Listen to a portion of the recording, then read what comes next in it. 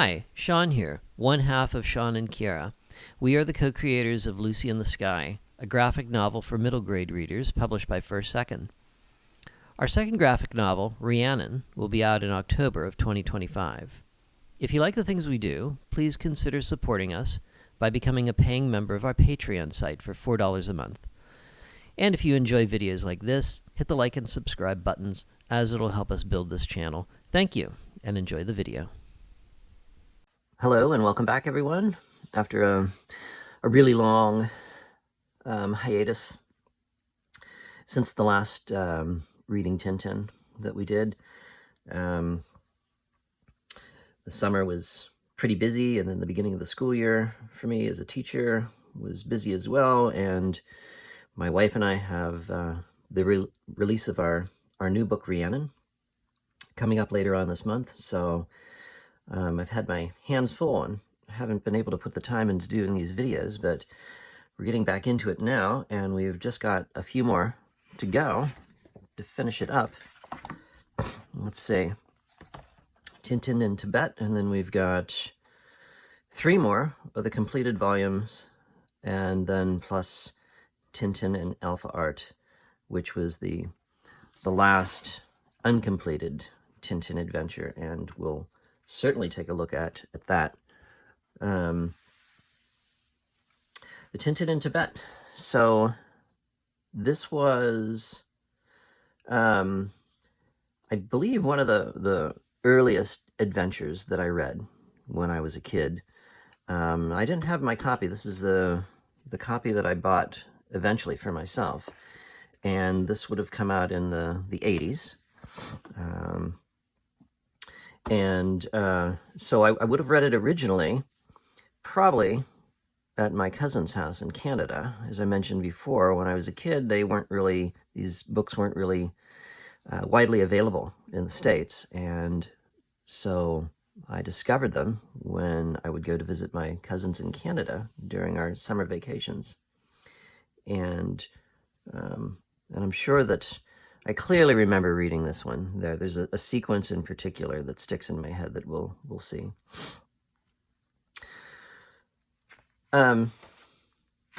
This adventure was drawn between 1958 and 1959, and I believe it came out in book form shortly after that. It would have been serialized in Tintin Magazine. And it came about during a time in Herge's life in which he was experiencing lots of personal turmoil, specifically having to deal with his marriage. His marriage was breaking up.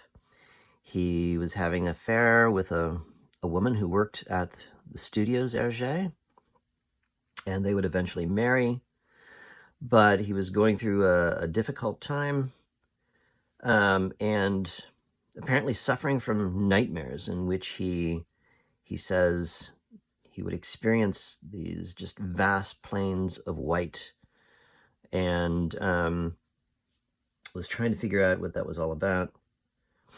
And I believe he underwent some psychoanalysis.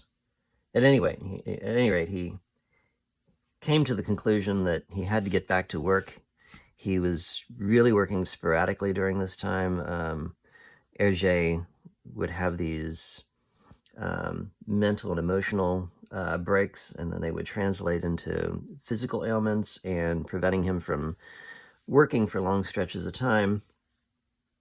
And eventually he came back to do this adventure. It was kind of a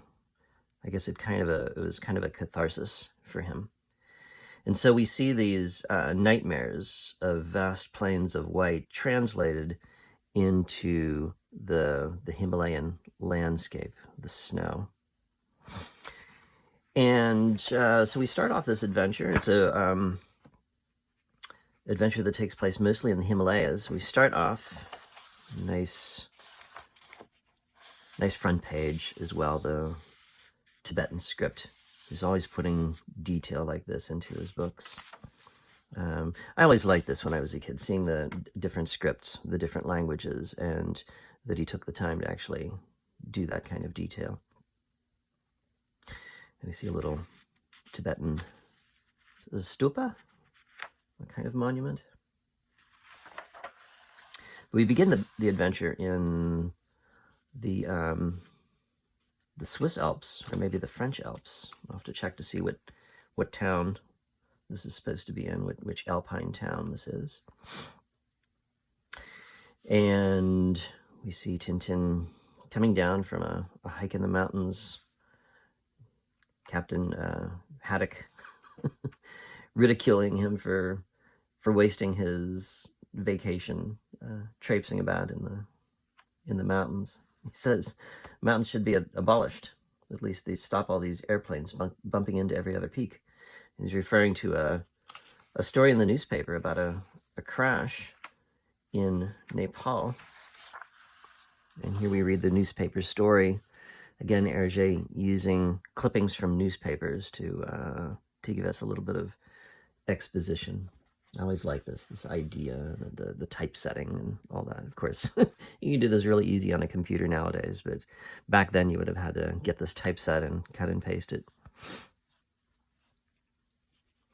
And then here we have the first sound effect that we're going to see a lot of these coming up here in the next few pages. Loud sound effects that serve to startle us and the other characters.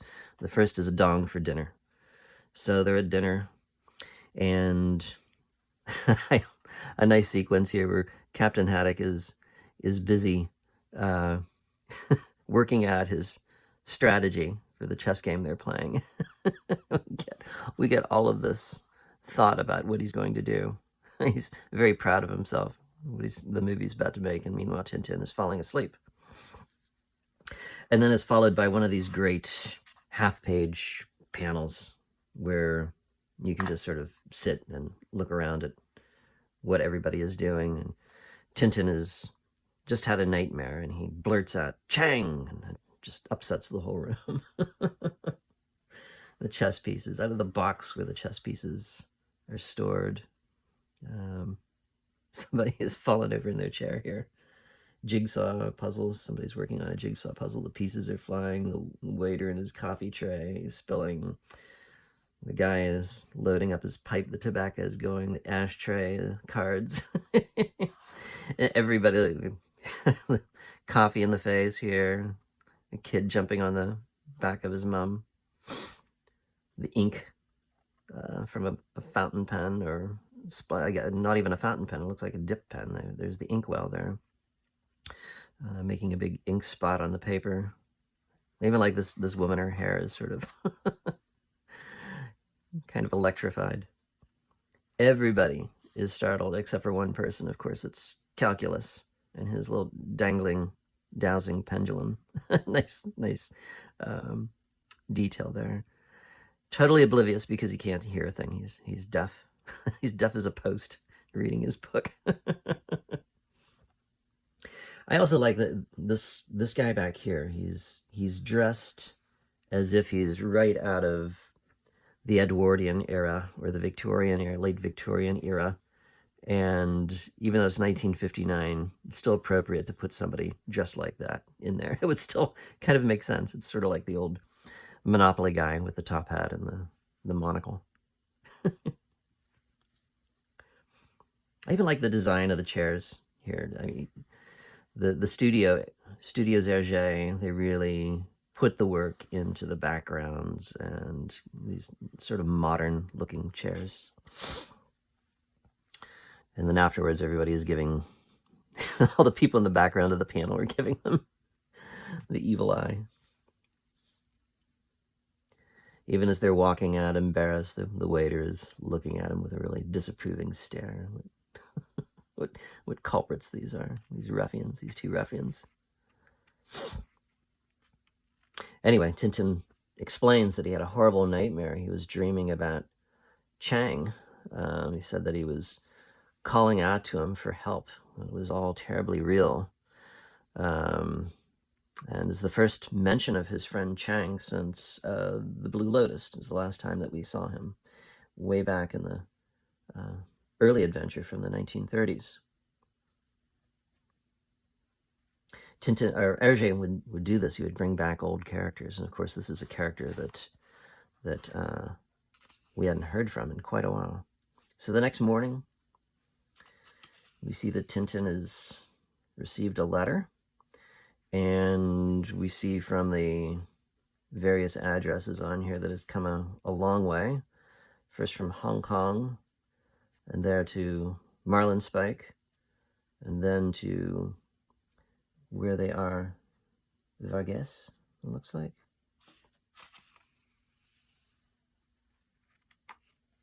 Well, first, it's actually tried to go to 26 Labrador Road, and that's crossed out. And then eventually sent to the hotel where they are, the Hotel des Sommets. He opens the letter and he blurts out, "Chang," again. Captain with his coffee pot spilling. I'm going to look at the letter in the French version and see what the address says there.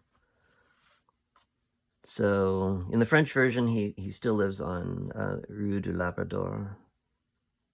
That hasn't changed. The only change there is the Moulinsart, Chateau de Moulinsart.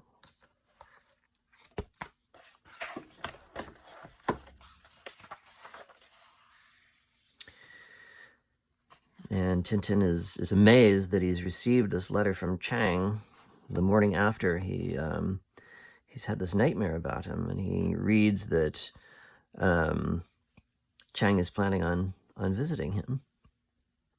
He's going to visit his adoptive father's brother who lives in London and is using this opportunity to come and visit Tintin. So here we have, he's coming to London rather than Belgium.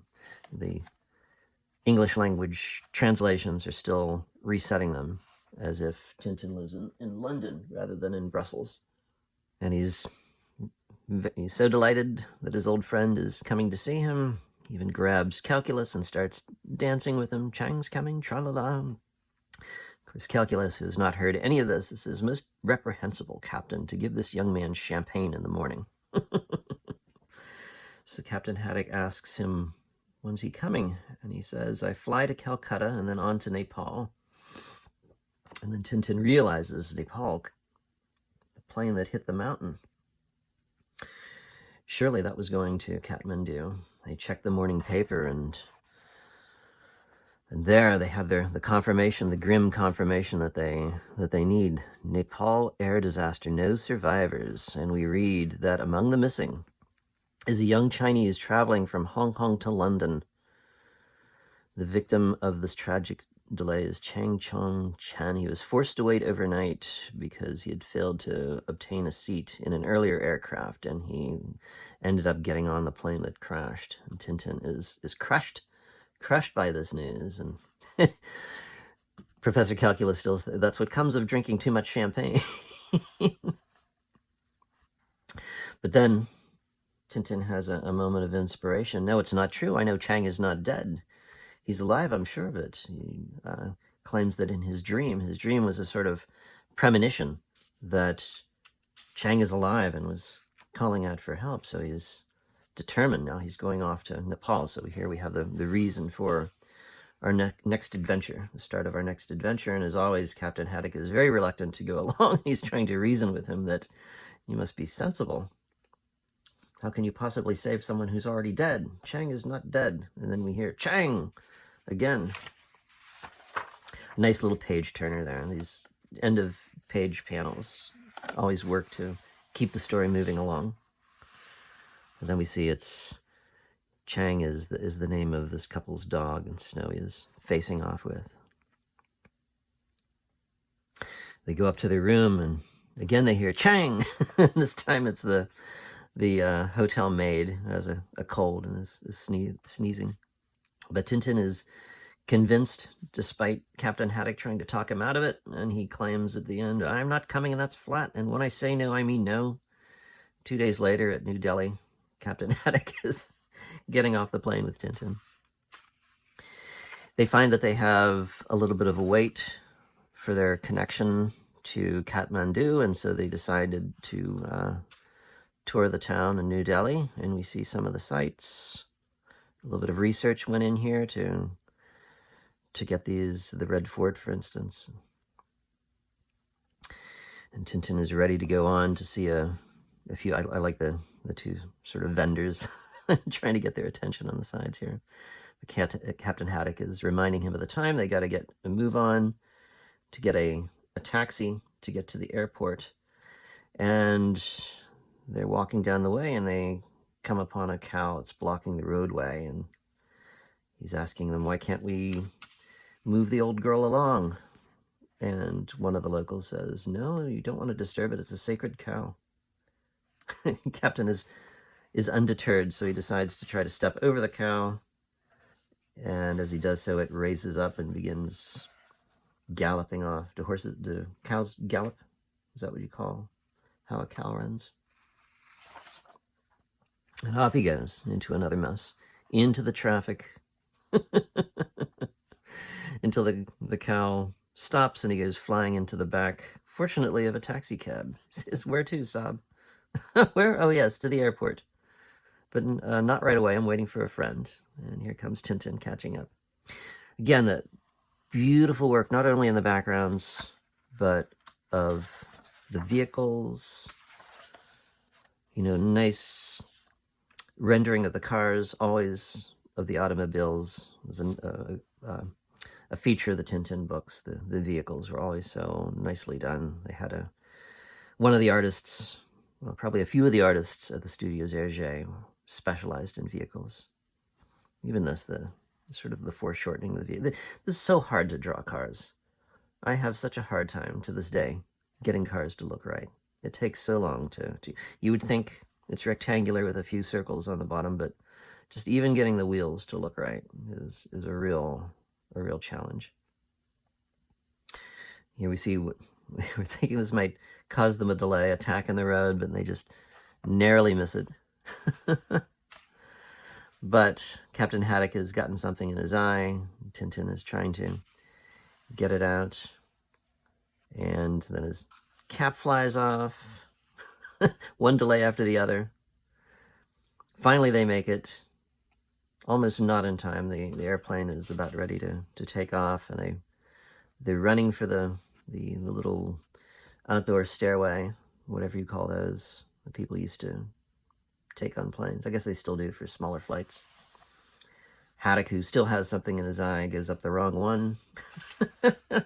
And we don't see the result, but we know very well what happens because on the plane he's being bandaged up. This is first, I'll finish this and then I'll see to your eye. Tintin holding the first aid kit. And then we're flying Kathmandu and we see one of the temples with the eyes painted on the side, which we see in Nepal. This is the sequence that I remember in particular. They're going to see the airport manager to discuss with them what they're in Nepal for, and as they're doing so, is another great split. How Tintin and Captain Haddock have their minds on two different things during a long sequence. Tintin is busy talking to the airport official. Captain Haddock cannot take his eyes off this rubber band that the airport manager is playing with. You say that rubber band's getting on my nerves. Eventually, the rubber band snaps and gets the guy in the nose, and Haddock cannot help himself but starts laughing out loud. And then he's annoyed to find the guy just take a new rubber band out of a little box that he has and start playing with it again. Another, some more physical humor with Captain Haddock getting bonked in the face. No sooner does he yell at the guy from doing that when he gets run into by a porter. He begins yelling at him only to find that the guy has just as salty a vocabulary in Nepali. So they come across these red peppers that are being laid out to dry in the sun. And Captain Haddock doesn't know what they are. He says, fruit spread out to dry in the sun. Smells good. He's asking the children, good to eat, nice and sweet? And they're going, yes, Saab, yes, Saab. And of course, he has a mouthful of hot peppers. Tintin, meanwhile, is getting directions to the shop where Chang's relative, which Chang's relative owned. Captain Haddock running to get a drink of water. Really, what a nice large panel there. This is used as a way of finding the shop they're supposed to be going to, going by the big temple, and there we have a nice rendering of the big temple.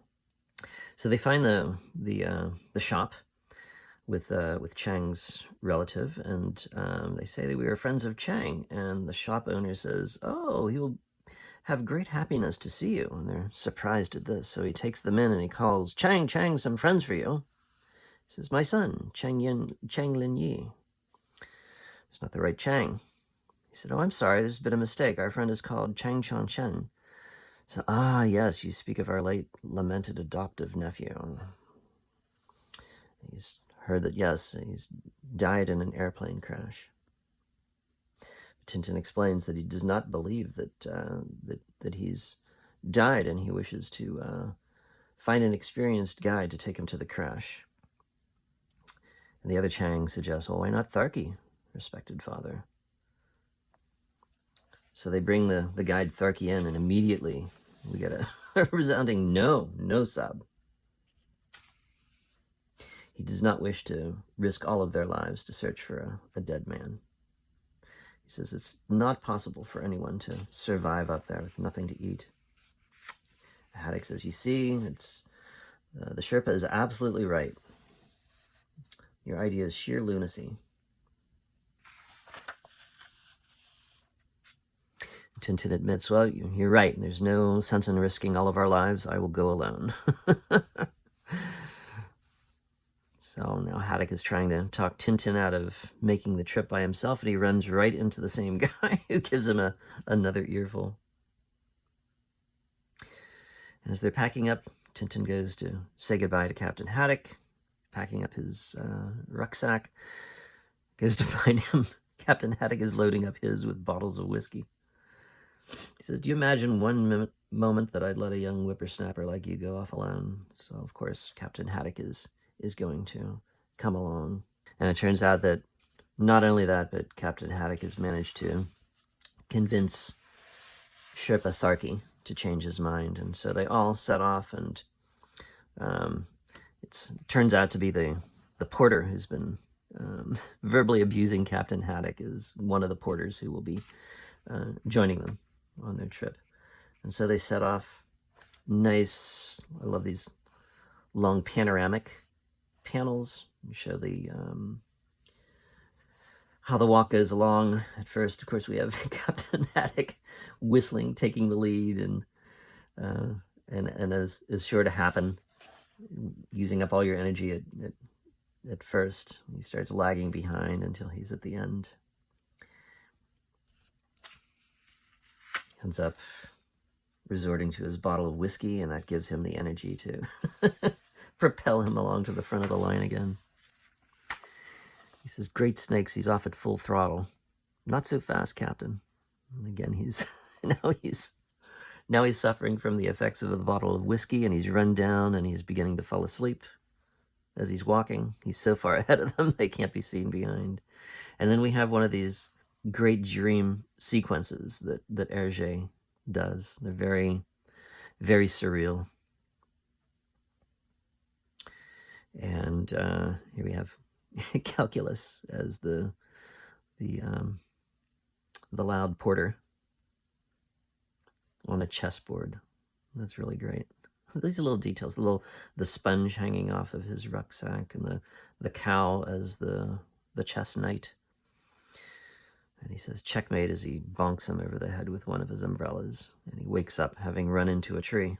That night in their tents, this is great, the enlarged shadow in the tent, just like you would have, how you would have the light make from the light inside the tent. So what a wonderful detail that is. And from the other tent, you can hear the other porters are blasting the radio, and who's on the radio? But it's Bianca Castafiore, who plagued Tintin and Captain constantly with the jewel song from Faust. Next morning, they're off again, and Captain Haddock getting into another mishap as he's trying to cross the river.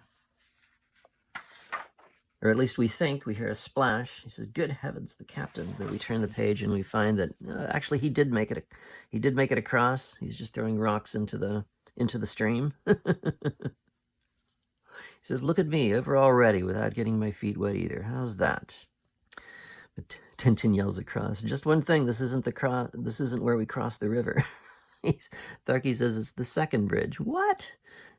Billions of blistering barnacles, so he's got to cross over again. And as he does so, now he starts losing his balance. Like these little panels of Tintin.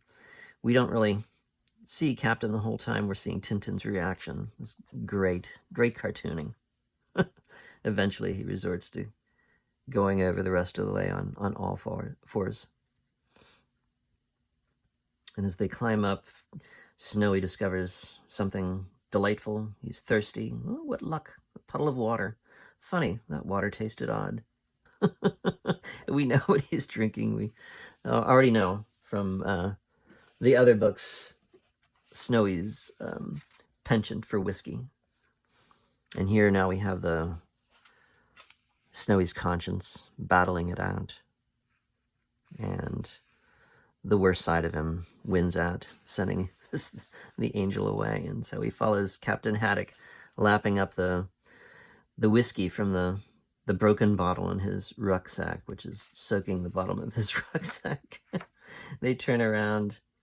One of the porters points out that the dog is drunk.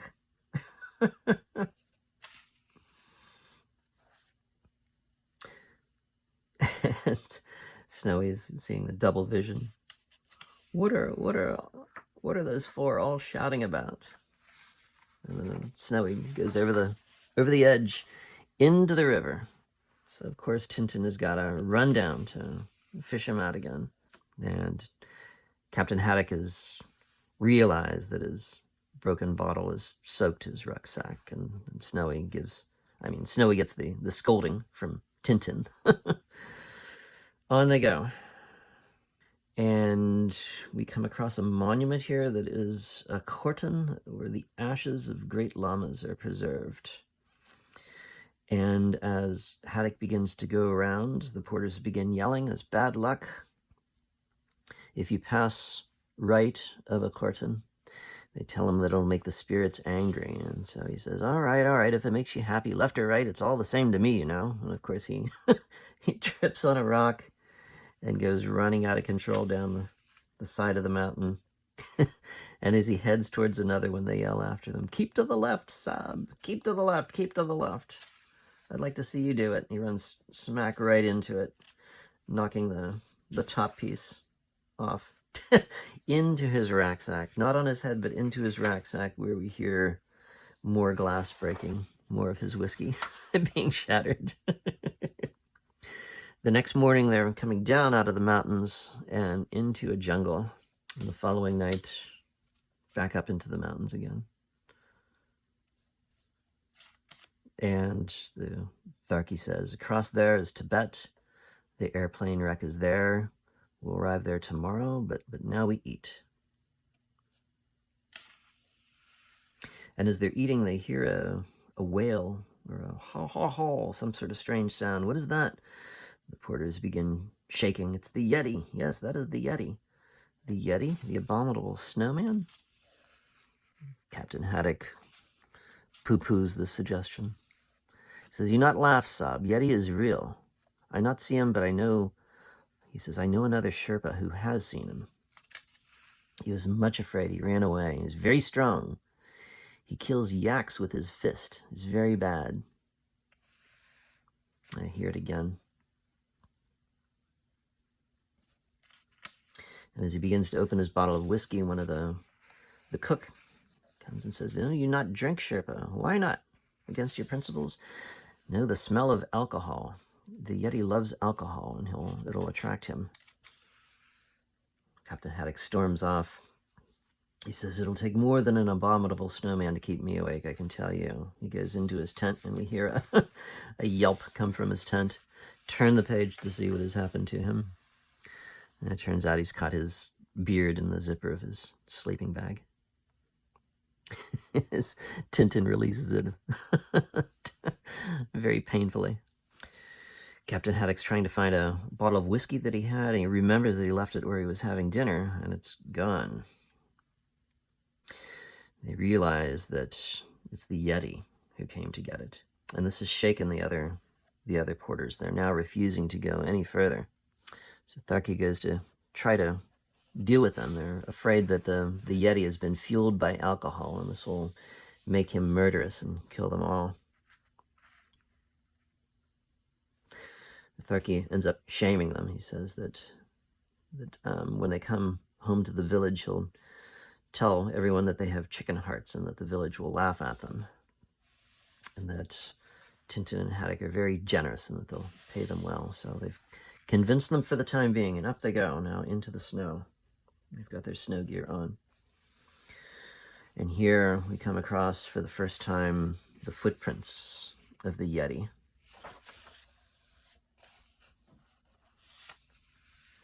And what does Captain Haddock find? He finds his bottle of whiskey, and it's empty. He's enraged. And he's heads off, following the tracks, and we see the Yeti has indeed had the bottle of whiskey. We see the effects of the whiskey on him. So it looks like here he's fallen in the snow, and then his zigzag path as he drunkenly has wandered off. The trail stops at the edge of this cliff face, and Captain Haddock begins screaming up the cliff at them. They're trying to stop him from yelling, but too late. He's caused a bit of an avalanche, which buries him. They dig him out. But now the porters have all gone. They've left the baggage and run off. So now it's just the three of them. They have to head on and carry what they can as best they can. They come eventually now to the little valley where the remains of the wreckage of the plane is. And Tintin finds a teddy bear in the wreckage, near the wreckage. He says it could have been a present for Chang's cousins.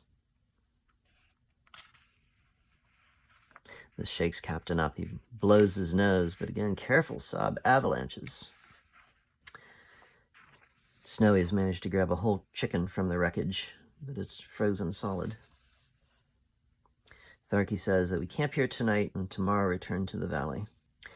Tintin is determined to keep up the search. He says he's going to have a look over at that rock face, because if I'd been in Chang's place and I'd come out of the crash alive, that's where I would have headed. So over he goes. He says, I would have looked for a niche or a cave or a crack in the rock where I could find shelter.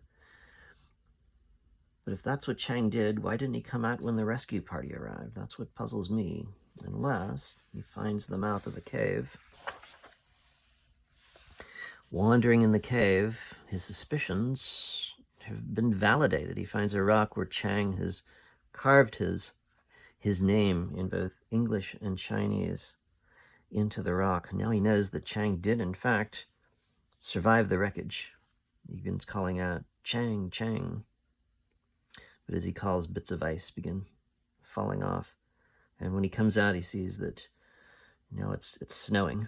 And now he can't find his way, so he wanders off. And meanwhile, back at the wreckage, Tharki says, still nothing, Sob. They're waiting for Tintin to come back.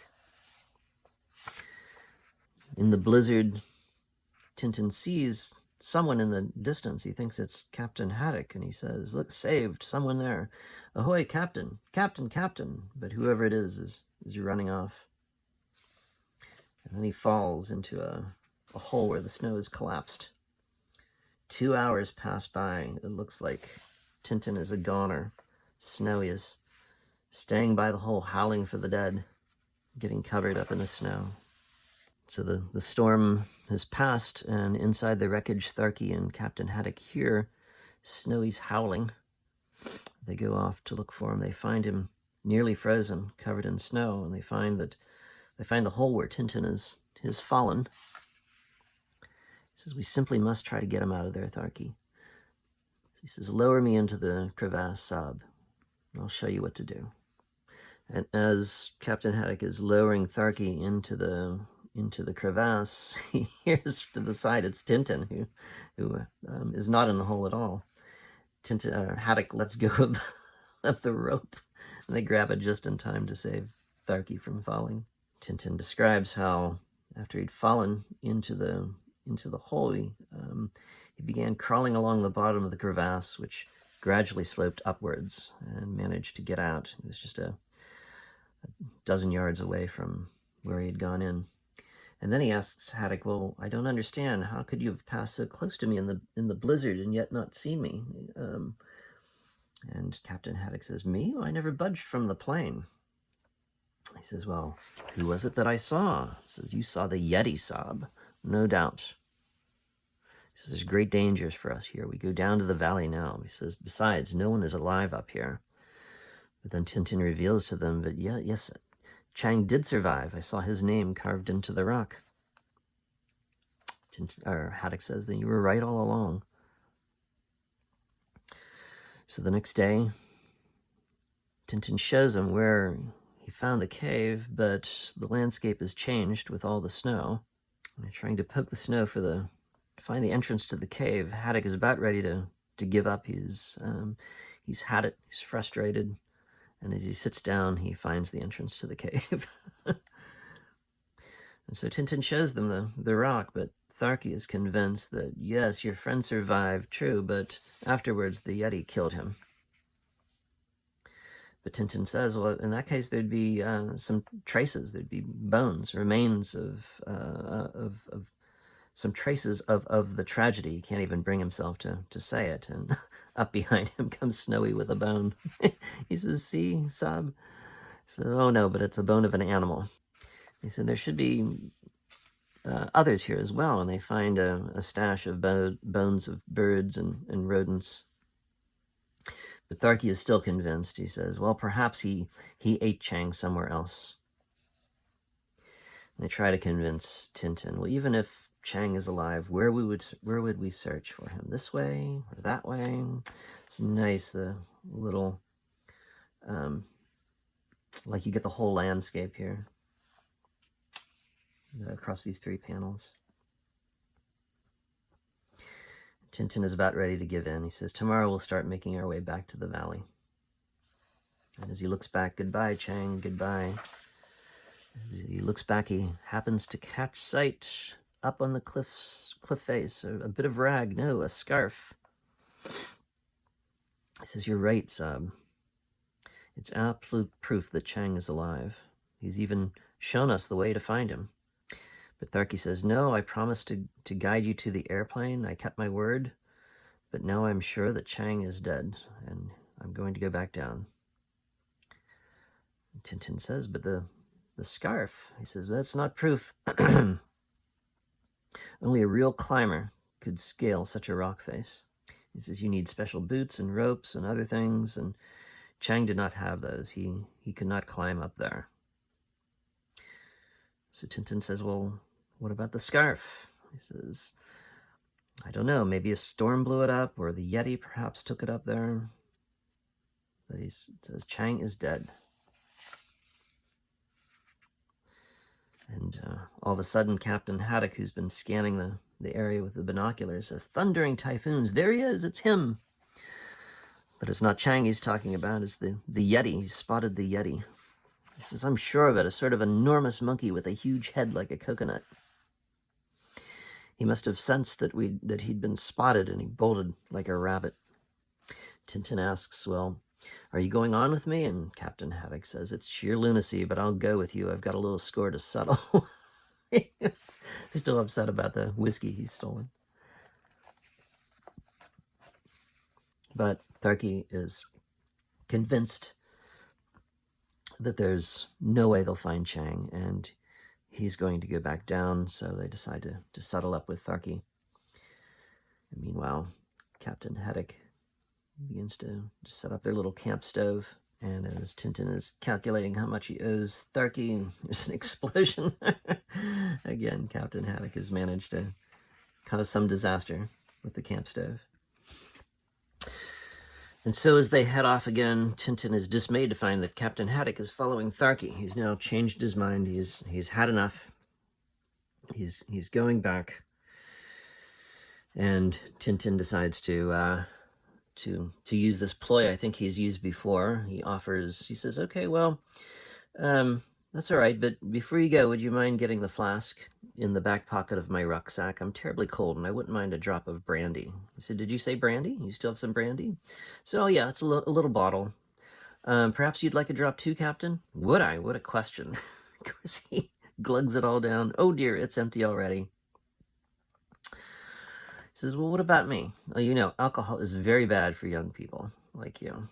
And as they're walking along, now Captain is in a better mood. He begins playing on Captain's sense of bravado. He thinks, second thought, Captain, you're right to follow Tharky. Better to give up. It's much wiser. The risk is too great. If there is a Yeti, it's just too bad if he thinks we've got cold feet. I said, what? Cold feet? Who, me? Scared of a Yeti? Turn about, young fellow me lad. Just you turn about, blistering barnacles. Jump to it. That did the trick. Says, I'll show him the scarecrow. I'll show him the sort of stuff Haddock's made of. But it works a little bit too good. Captain Haddock is up the rock face, and he's startled to see something's happening to his pickaxe. And he says, it's nothing, Captain Haddock. It's just St. Elmo's fire. It's not dangerous. Surely you know about it as a sailor, an atmospheric phenomenon which sometimes makes flashes around the masthead. He says, thank goodness, I thought I was turning into a spark plug. As they continue their climb, they manage to get up to where the scarf is. Captain Haddock having another mishap.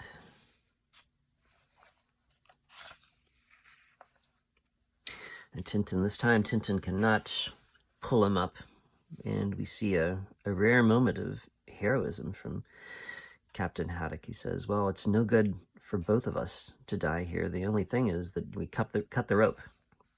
He says, Tintin says, never. Either we're both saved or we die together. He says, you're talking nonsense. Better for one to die. Captain Haddock begins fishing for a knife out of his pocket. But he's having trouble opening the knife because his fingers are numb. Tintin is saying, Captain, I implore you, don't do it, you're mad. Captain Haddock drops the knife by accident. We see it bounces very near Tharky, who is following them up after all. And so they're saved. And he explains that he cannot go back to the village when as he says, you, a young white sob, risking your life to save a Chinese friend. Me, yellow man like him. Little racist there. Kind of uncomfortable dialogue. But he admits that he cannot go back and look like a coward when Tintin and Haddock continue on to save their friend.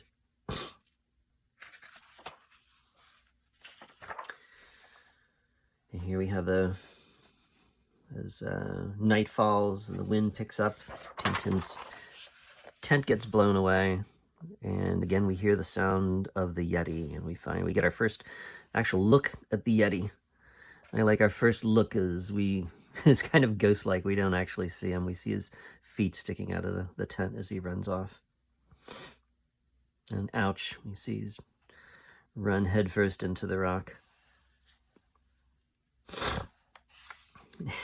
Haddock manages to rip apart the tent as he sneezes that they're in, and now they've got no tent to shield them from the snow, so they realize now that they cannot survive up there without their tent. They have to keep moving, and so it's over. They have to go down as fast as possible. They cannot spend more time looking for Chang. Haddock cannot go any further. He drops to the ground and refuses to move. He says, come on, Captain, it's just a few hours and we'll be below the snow line. He says, no, you go without me. He says, I still got a little brandy left. Here, come on, have a drop. He says, I don't care. I won't budge another inch. But then Tharky sees in his binoculars a monastery down below. So he realizes they're saved. But just as they realize this, crack, and the snow drift that they're on begins detaching from the mountainside. And down they come in the middle of an avalanche. And below in the monastery, they see and they hear the avalanche. And one of the monks, Blessed Lightning is his name, ascends into the air. So here we have, this is one of the few times in Tintin books where we see paranormal or mystical activity happening. I guess the only other time would be in the Seven Crystal Balls with the magic of the Incas. But here we have this monk, Blessed Lightning, who levitates in the air whenever he has a vision. And as he comes down, he reveals what he's seen in his vision. 2 men and a young boy with a great heart and a little dog, white as powder snow. They're all in mortal danger. This is a famous panel here of Snowy howling for the dead. Again, he thinks Tintin is dead. I believe they used this panel in when it was announced that Herge had died. I remember seeing a magazine cover or a newspaper article in which they used this. Snowy gets scared off. A yak approaches, begins trying to eat Tintin, or Chang's scarf that Tintin has around his neck. He says, eek. Nearly strangled me. As he tries to go on, it's hopeless. He's twisted his ankle. I can't go on. What can I do? It's up to you, Snowy. You must carry this message and get help from the monastery. So he scribbles a message, and Snowy runs off, but he finds a gigantic bone. Again, he has a war of his conscience. And the Devil Snowy wins out as the note blows away.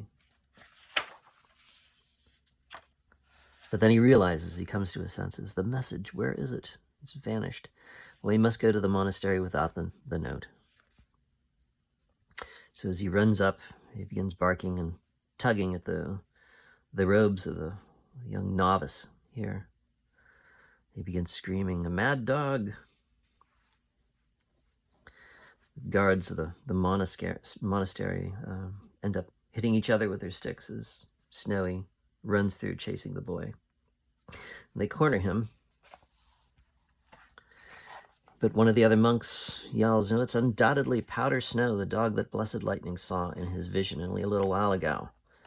So they head off in search of Tintin and Haddock and Tharky. 2 days later, we hear, just like the dong of the dinner bell back at the beginning of the book, dong, dong, dong. Captain Haddock awakens, and he is confronted with these 2 idols. Says, blistering barnacles, you're a handsome pair. He realizes they must be in the monastery. As he looks out, he's in for another surprise, but it's a kite. The monks flying kites. They're brought before the grand abbot of the monastery. As they begin explaining their case, they're interrupted with a rat-tat-tat, and in comes Haddock. I beg your pardon, but has anyone got a shoehorn? And he sees Tintin. Tintin, Tharky, how wonderful to see you. Knocks himself in the head with his own shoes as he hugs Tintin. And then they begin explaining their adventure to the grand abbot. But the abbot is just as skeptical as Tharky was. He says, in Tibet, the mountains keep those who they take, and the vultures make sure that no traces remain. Such will have been the fate of your friend Chang. You will never, never find the slightest sign of him.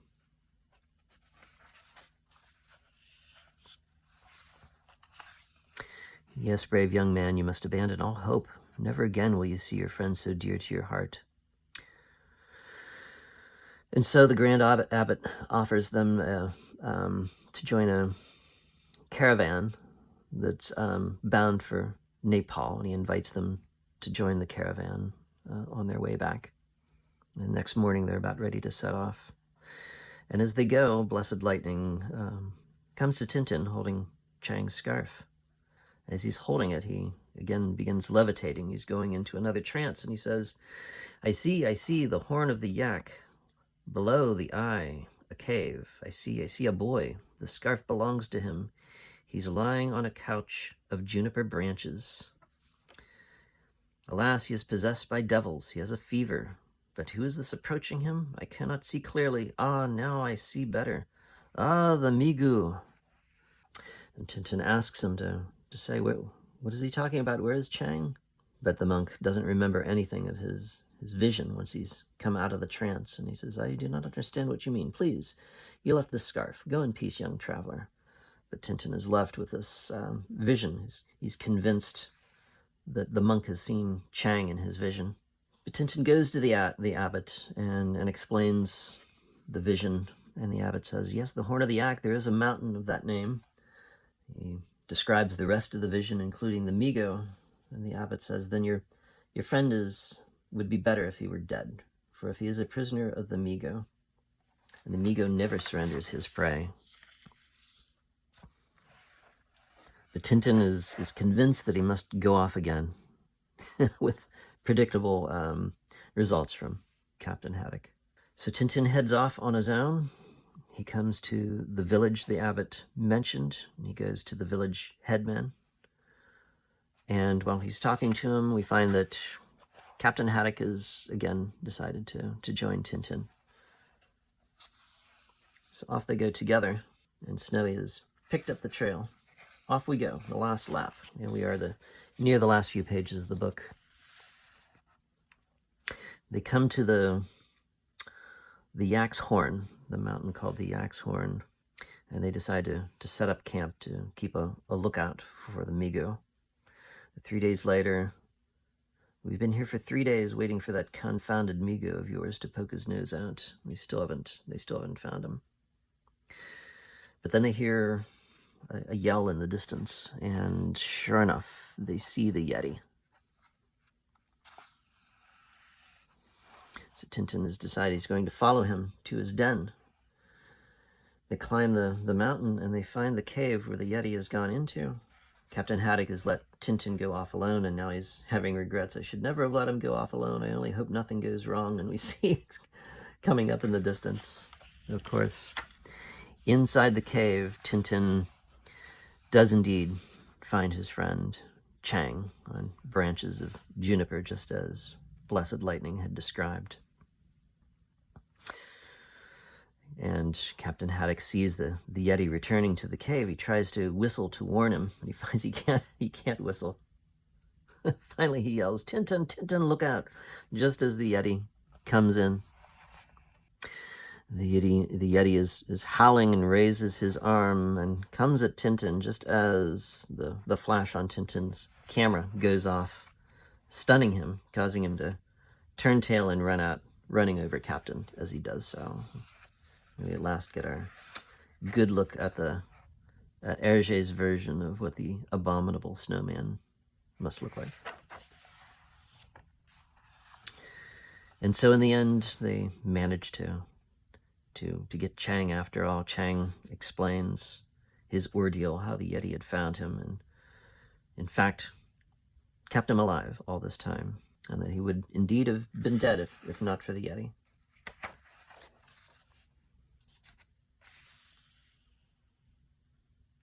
We see one last time the Yeti has been following them, and as Captain blows his nose, he gets scared off again.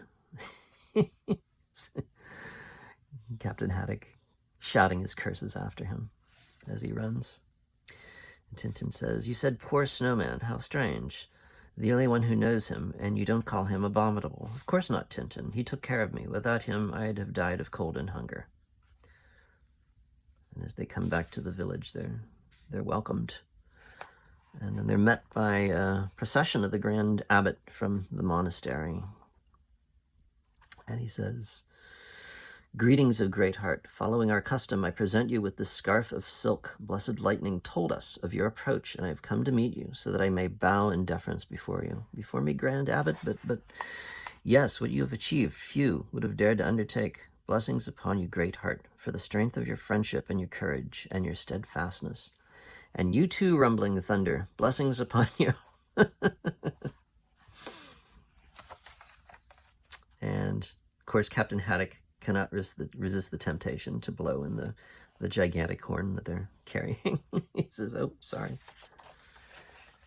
And as we come to the end, as they head off from the monastery, back to home, Chang is saved. Tintin has a nice present from Tibet, and he's carrying it in his mouth. And we see the poor snowman looking after them as his friend Chang leaves. And so concludes Tintin in Tibet. Thank you for joining me, and we'll see you next time for the Castafiore Emerald.